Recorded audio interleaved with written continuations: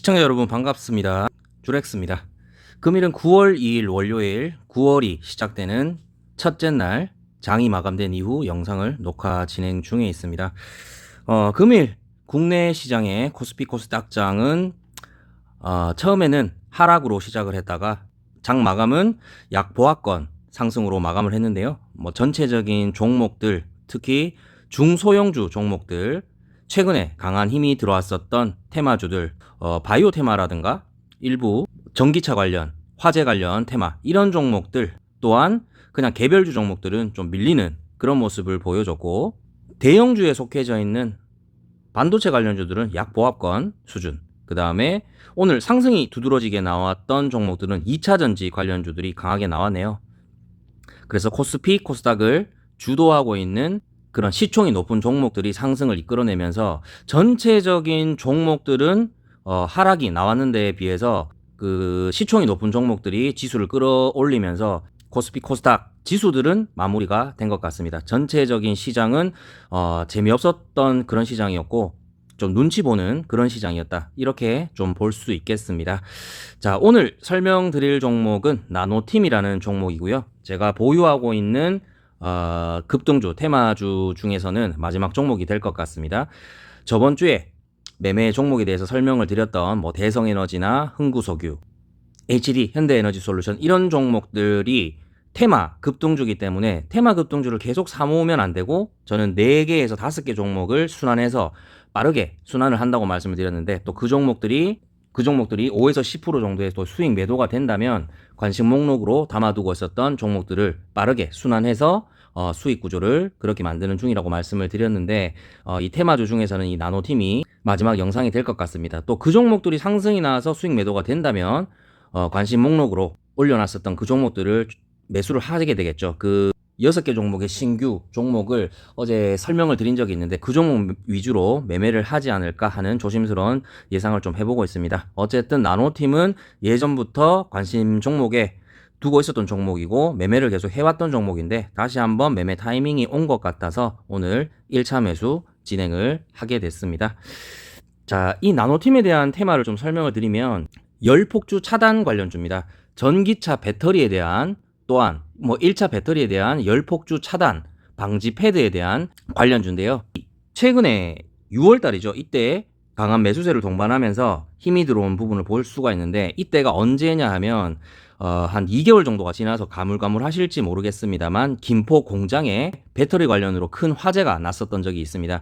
이때 관련주로 나노팀이 엮이면서 강한 힘이 들어왔었고, 그 이후로 많이 빠지면서 또 전기차 배터리에 대한 화재가 또 났었지 않습니까? 인천의 주차장 화재라든가 제주도에 있는 전기자전거, 이런 것들이 화재에 이슈가 되면서 열폭주 차단 패드 아니면 소화기 관련, 이런 관련주들이 좀 부각을 받으면서 현재는 반등이 일어나서 조정 횡보 중에 있는 그런 흐름이라고 보시면 될 것 같습니다. 이 종목이 최근에 호재는 열폭주 차단 방지 패드를 기아와 현대의 독점, 2025년부터 독점 공급을 하겠다는 그런 내용이 발표가 되면서 5천억 규모라고 얘기를 하던데요. 일단은 테마로 엮여져 있는 그런 부분이고 호재성 거리가 나왔기 때문에 반등에 성공을 하고 상승이 나왔던 걸로 예상이 됩니다. 어쨌든 그런 호재거리라든가 또 테마성, 그런 부분들이 한 가지 주제만 봐서는 안 되고요. 매번 말씀드렸다시피 차트에 다 녹아져 있기 때문에 이 차트만 해석을 잘 하더라도 조금 읽지 않는 매매에 가깝다, 이런 설명을 좀 드리고 있습니다. 그래서 나노팀에 대한 테마 부분은 여기까지 좀 설명을 드릴 수 있도록 하고요. 차트로 좀 넘어가 볼 수 있도록 하겠습니다. 자, 지금 현재 보고 계시는 차트는 나노팀의 차트입니다. 검은색 줄 보이실 건데, 이런 검은색 선 추세대는 중파동의 추세대라고 보시면 될 것 같습니다. 이 추세대 안에서 상승과 하락을 반복하면서 조금의 우상향을 그리고 있었던 상황인데, 이 상황 자체는 아직까지 거래량이 동반된 그런 부분은 아니었기 때문에 추세대의 흐름이라고는 볼 수 있지만 뚜렷한 상승의 기류다, 하락의 기류다라고는 볼 수 없었지만 6월경에 어떤 화재가 일어나면서 강한 힘이 유입이 됐었죠. 이때부터 어떤 파동의 시작이다, 이렇게 좀 해석을 해주시면 될 것 같습니다.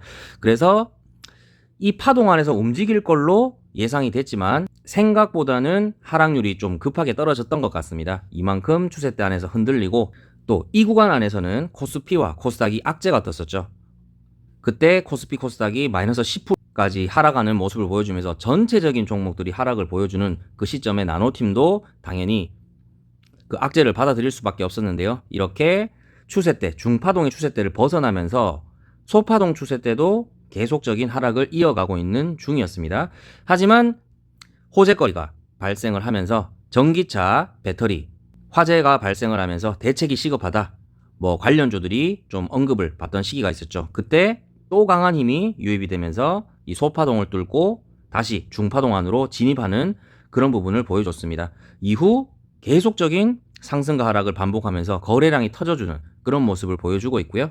현재의 구간은 중파동 추세대 안에서 움직이고 있는데 소파동을 살펴보게 된다면 다시 한번 이 구간의 소파동을 살펴보게 된다면 상승 추세로 이어가고 있는데 이 추세대 안에서 상승과 하락을 반복하고 있다. 이렇게 봐주시면 될 것 같습니다.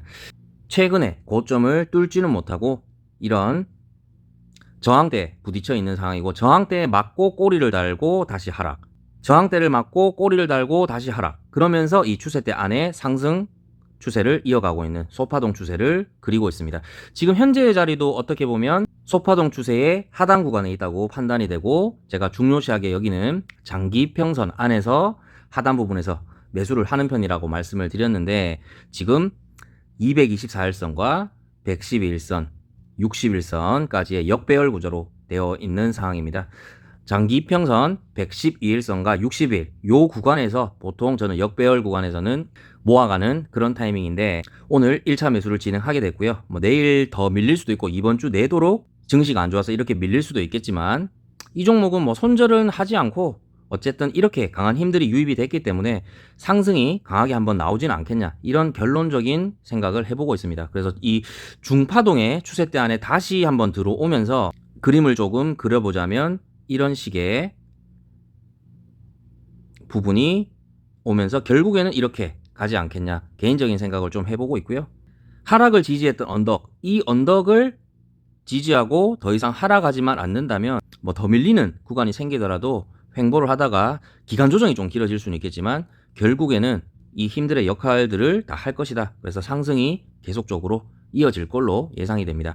하지만 저는 테마주는 일부 물량은 보유를 하면서 추세대까지의 상승을 지켜볼 수도 있겠지만 되도록이면 평균 매수 단가의 5에서 10% 사이의 수익 매도로 접근을 진행한 다음 또 주목을 받는 그런 테마들이 계속적으로 연속성으로 이어져 오고 있기 때문에 이 종목이 계속 상승한다는 또 보장이 없지 않습니까? 그래서 또 5에서 10% 사이의 수익 매도가 되게 되면 다른 종목으로 교체를 할 예정이다. 이 부분까지 좀 설명을 드리고 싶습니다. 어쨌든 오늘 장은 조금 지루한 시장이었는데요. 내일은 보유하고 있었던 종목들이 좀 반등이 나왔으면 하는 그런 바람입니다. 9월에는 미국 금리 부분에 대한 그런 이슈도 있고 9월, 10월에는 미국 대선 관련이 좀 치열하게 진행될 걸로 예상이 되는데 국내 시장에 어떻게 영향을 미칠지 좀 지켜봐야 되는 그런 수준인 것 같습니다. 자, 오늘은 열폭주 차단 패드 관련주였던 나노팀에 대한 설명이었고요. 도움이 되셨다면 구독과 좋아요 한 번씩 부탁드리겠습니다. 시청해주셔서 감사합니다.